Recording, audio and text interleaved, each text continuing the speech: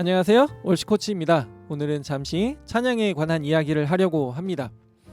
오늘도 이야기를 정리하다 보니 원래 하려고 했던 이야기는 다음에 말씀드려야 할 그런 상황이 되었습니다. 덕분에 조금 어려운 이야기가 되었지만 조금만 인내하면서 들으시면 충분히 도움이 되는 이야기가 될 것이라고 생각을 합니다. 오늘은 찬양에 관한 지난 이야기에 이어서 말씀을 드리려고 합니다. 지난 영상에서는 찬양과 관계가 있는 몇 개의 히브리어 단어들을 살펴보았는데 오늘은 신약 성서의 헬라어 단어를 잠시 보려고 합니다.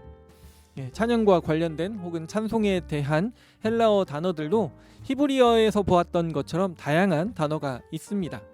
저는 이 중에 아주 약간의 단어만 잠시 살펴보면서 단어 자체를 아는 것과는 조금 다른 이야기를 하려고 합니다. 오늘 제가 말씀드리는 그런 단어들 외에 다른 단어들이 궁금하시면 지난번에 제가 한번 말씀드린 김남수 목사님이 쓰신 찬송의 이해라는 책을 참고하시면 좋을 것 같습니다. 저는 오래전부터 찬양에 관심이 많다 보니 찬양에 관한 이런저런 책들을 사서 보기도 했고요. 또 몇 권의 교재로 함께 공부를 하기도 했습니다. 찬양에 관한 책들 중에는 찬양이 무엇인지, 찬양을 어떻게 해야 되는지를 말하기 위해서 찬양을 의미하거나 찬양과 관계가 있는 히브리어나 헬라어 단어들을 나열하고 그 단어들의 유래나 의미를 말하면서 그 단어가 나오는 성서 구절들을 보여주는 것도 있었습니다. 그러나 시간이 지나고 보니 이런 내용이 분명히 나름대로의 의미가 있지만 그 자체가 그리 건강하지는 않을 수도 있겠다는 생각이 듭니다. 그래서 지금은 잠시 에베소서 5장 19절의 단어들을 간단히 보면서요, 준비가 없이 원어를 아는 것이 그렇게 의미 있는 일은 아닐 수도 있고, 또 우리가 어떤 고정관념에 사로잡히게 할 수 있어서 그리 건강하지 않을 수도 있다는 것을 말씀드리려고 합니다. 헬라어 단어들을 보면서 먼저는 히브리어 단어들을 보면서 말씀드렸던 것과 같은 방식으로 로고스 성경 소프트웨어를 참고한 단어의 뜻, 의미를 먼저 말씀드리겠습니다. 그리고 몇 가지 주석을 참고해서 여기에 관한 이야기를 말씀드리겠습니다. 먼저 시는 프살모스라는 단어이고요.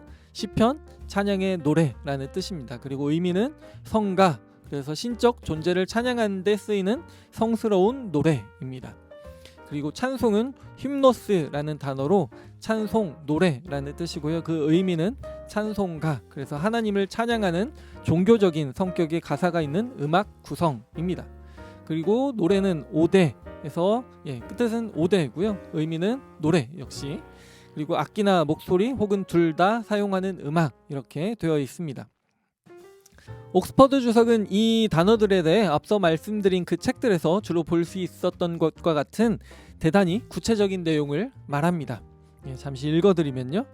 시에 해당하는 프살모이스의 원형 프살모스는 문지르다 라는 뜻의 동사 프살로에서 유래한 것으로 수금을 문질러 탈 때 나는 수금의 소리라는 문자적인 뜻을 갖는다. 그러므로 본문의 시가 다른 노래들과 특별히 구분되는 요소가 있다면 악기를 가지고 연주하면서 드리는 찬송이란 것이다. 특히 프살모스는 구약 성경의 시편을 가리키는 용어로 주로 사용되어 KJV, NASB, NIV 등의 영어 성경들도 시편을 가리키는 용어인 쌈으로 번역하였다. 찬미에 해당하는 휄노이스의 원형 휄노스는 영어에서 찬송이란 뜻의 단어 힘의 어원이다. 시, 프살모스가 구약적 배경을 가지고 있는 단어인 반면에 찬송 휄노스는 이방 세계의 배경을 가지고 있는 단어이다. 즉 이방 종교에서는 어떤 신이나 신화적인 인물들을 찬송하는 노래를 휄노스라고 하였다. 이방 종교를 위해 사용되던 노래를 가리키는 용어를 하나님을 찬양하는 노래를 가리키는 용어로 사용한 것은 초대교회 시대부터 기독교 공동체에서 사람들에게 익숙했던 곡들을 빌어 기독교 신앙을 표현하는 데 사용했음을 암시한다고 볼 수 있다.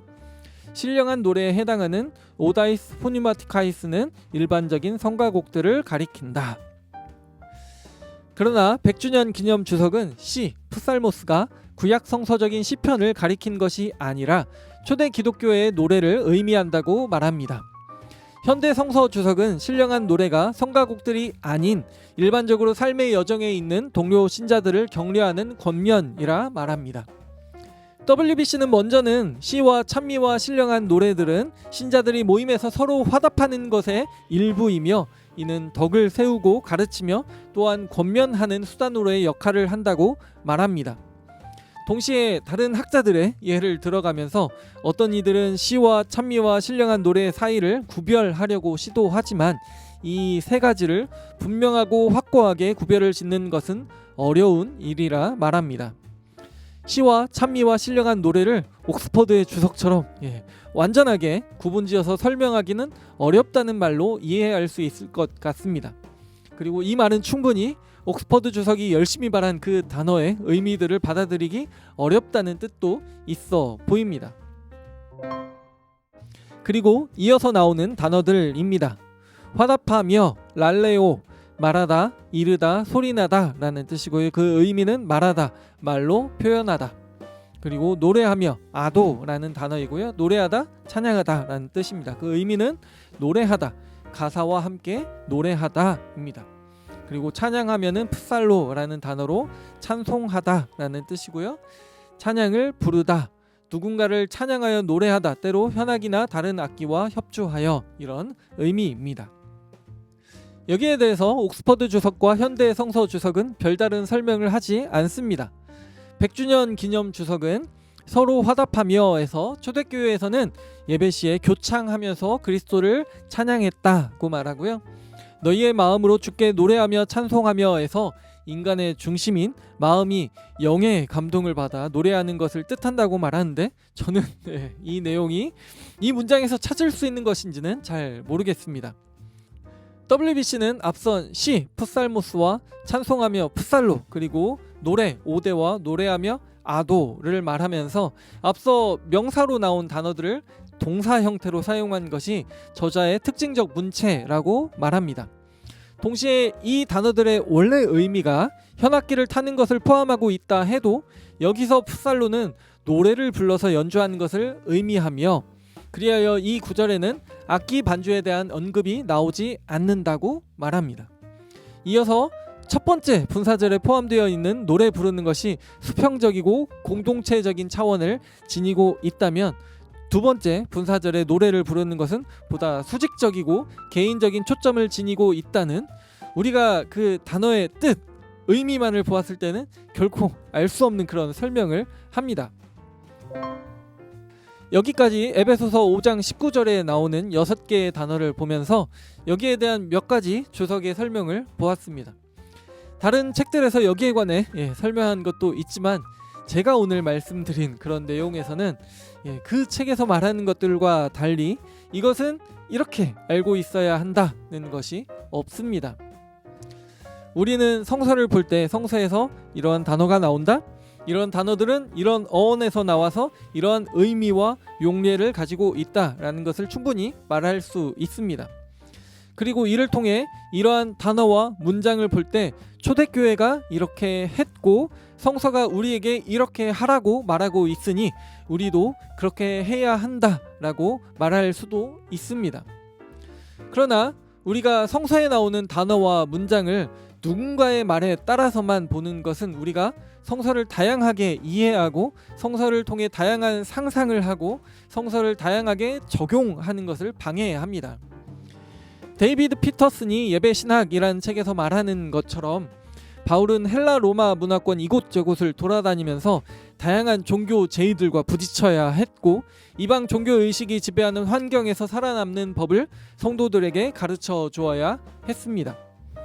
에베소서가 쓰여질 때에도 다양한 곳에 다양한 지역 출신의 다양한 그리스도인들이 있었고 또 교회의 규모와 상황도 다양했을 것입니다.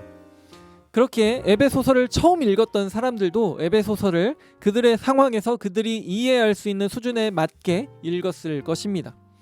따라서 에베소서 기자가 알고 있었던 또 쓰면서 의도했던 단어와 문장의 의미와 에베소서를 읽었던 사람들이 이해했던 의미가 같을 수만은 없었을 것입니다. 그렇다면 더 큰 간극을 두고 성서를 읽는 우리는 더욱 그들과 다른 이해를 할 수밖에 없습니다. 당연히 당시와는 2000년에 가까운 다른 시대와 상황을 살아가는 지금의 우리는 성서 단어의 뜻이나 의미, 적용을 확정해서 말하기 어려울 수밖에 없습니다.